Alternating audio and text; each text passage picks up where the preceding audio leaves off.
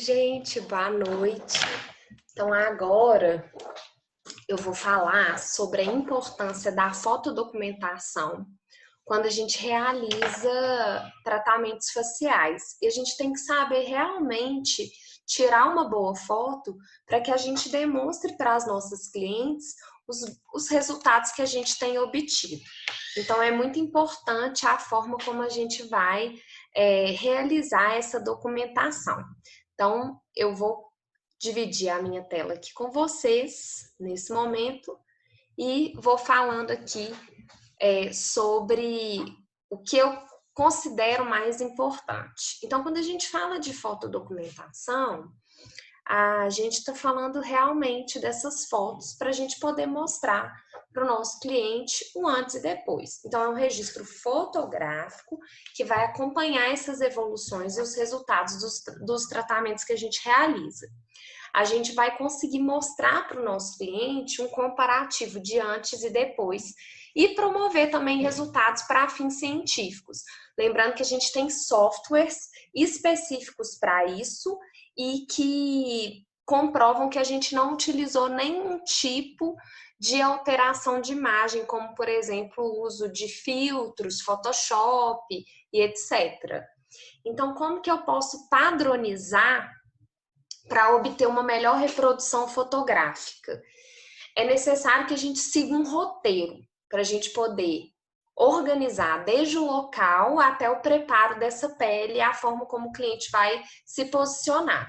Então, a gente tem parâmetros que são indispensáveis para a gente ter uma fidelidade e mostrar na realidade como que aquela pele está no antes, no durante e no depois. Eu, particularmente, gosto de trabalhar sempre antes, durante e depois. O que a gente vai fazer? A gente vai tirar a foto no primeiro dia e aí, dependendo do número de sessões que a gente determinar dentro de um protocolo de tratamento, a gente vai tirar a foto no meio do tratamento e depois ao final. É muito importante que a gente tire na última sessão. Às vezes, as pessoas não conseguem realizar após a última sessão. Então, é muito importante a gente ter esse cuidado para a gente ter esse registro. O ideal é que seja realizado pela mesma pessoa e utilizado a mesma câmera em todas as fotos.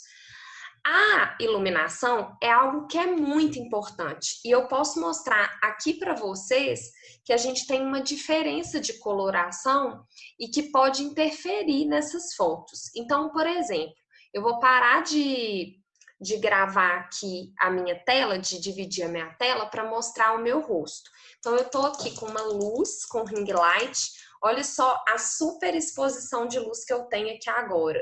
E aí eu vou mudar a coloração desse ring light, ele fica mais azulado. E agora eu vou mudar novamente. Agora eu fiquei mais amarelada. Então a cor da luz interfere no resultado da minha foto. E aí também a intensidade dessa luz.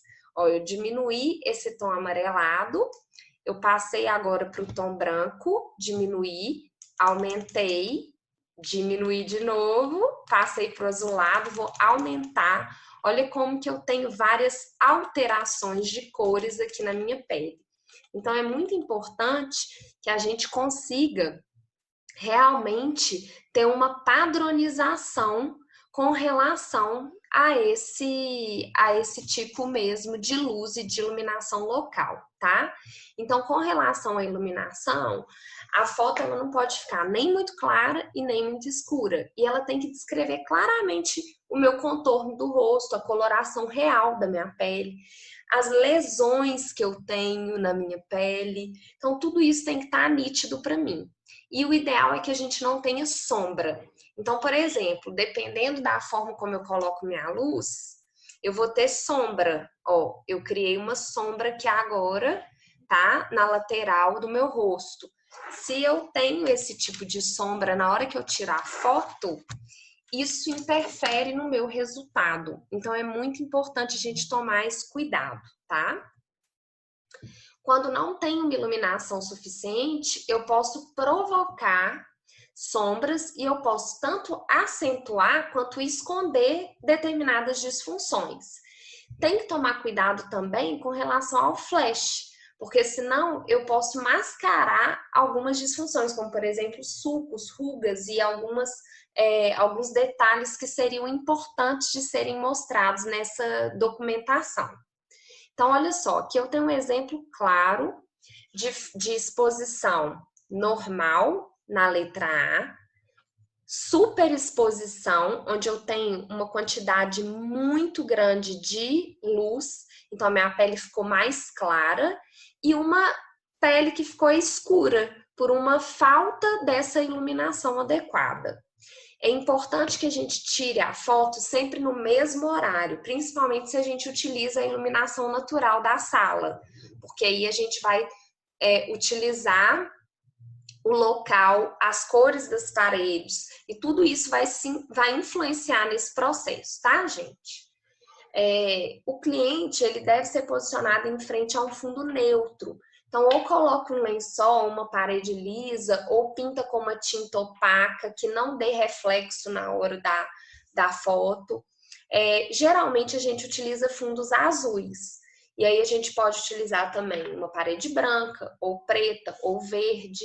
Mas é importante que a gente tenha padronização desse fundo, tá? Então, vocês vão escolher um local da casa do cliente, se vocês fazem atendimento domiciliar, ou do consultório de vocês, da clínica, que tenha uma boa iluminação e que não gere sombra. Vocês vão ter que fazer um teste com a câmera de vocês, que pode ser no celular, tá?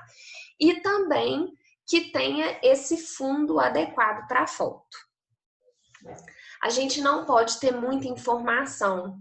Então, o foco é a pele. Eu quero que eu consiga ver realmente quais são as alterações e como essas alterações vão melhorar depois do meu tratamento. Então, a gente vai tirar óculos, brinco, colar, a gente deve colocar o cabelo atrás da orelha e, de preferência, tirar a foto com a touquinha, porque aí a gente padroniza, tá, gente? Se vocês quiserem esconder a roupa do cliente, vocês podem colocar um roupão.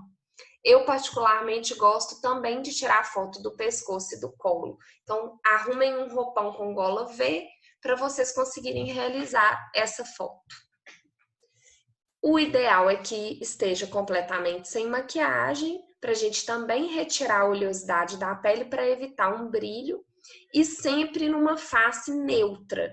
É uma face que ninguém gosta, né? Porque você não tá sorrindo, mas você tem que ficar neutro, porque qualquer expressão vai alterar aí o olhar, tá? Então, aqui na foto A, eu tenho uma cliente olhando para frente, a gente está observando aqui as rugas nas pálpebras inferiores. E depois ela está olhando para cima e essas rugas somem.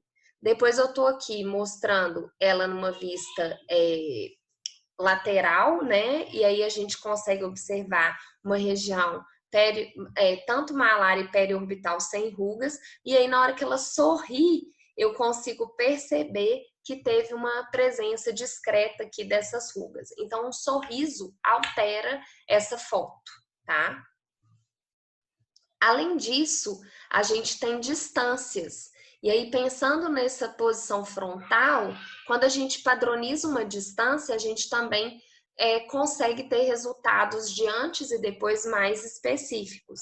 Então, o enquadramento, ele é importante. E a gente tem que pensar que eu preciso observar uma foto com mais detalhes. Então, se eu ponho uma pessoa muito lá no fundo, eu não consigo ver os mesmos detalhes que ela está aqui me mostrando numa foto mais próxima. E aí também é importante que a gente determine a região que a gente está tirando a foto. A gente tem que ter uma referência. Por exemplo, a foto aqui da letra A, ela não me mostra qual é o local que eu estou realizando, mas aqui eu já vejo que é no pescoço da cliente. Então, é importante a gente também observar com relação à distância para a gente conseguir mostrar qual é o local que a gente está realizando essa foto. Então, a gente vai posicionar com linhas imaginárias, um posicionamento frontal, ela tem que ficar bem retinha. No posicionamento de perfil, a gente posiciona aqui um ângulo corretinho, certinho, do lóbulo aqui da orelha com o nariz, tá? Então, eu faço uma vista que eu consigo observar essa linha imaginária. E eu também vou posicionar o meu cliente numa rotação lateral de 45 graus. Então, é mais ou menos isso daqui, ó. Porque se eu tô pensando aqui com um ângulo de 90, eu ficaria assim. Então, eu não quero esse posicionamento. Eu quero que o meu cliente faça esse movimento de 45 graus, que é uma foto oblíqua. A gente vai posicionar o cliente, então, na frente da câmera, de modo que os olhos estejam na altura dos nossos, num ângulo em relação ao chão que não deixe ele achatado, parecendo que eu tirei uma foto de cima para baixo e nem de baixo para cima. Então, a gente tem que tomar cuidado. Se o cliente for mais baixo do que a gente tem que se posicionar de uma forma que eu fique de frente para ele. Então, pode ser que em algum momento eu tenha que assentar ou o cliente tenha que ficar sentado para a gente ter uma boa foto. Sempre coloquem nas avaliações de vocês um modelo de autorização de imagem, porque para vocês veicularem e até de forma científica, vocês tendo a assinatura do paciente ou do cliente, vocês conseguem veicular essa foto. Então, se liguem e vai ter para casa para vocês testarem aí se vocês aprenderam direitinho essas dicas de fotodocumentação. Eu sou a Prof. Paula Mota e até mais.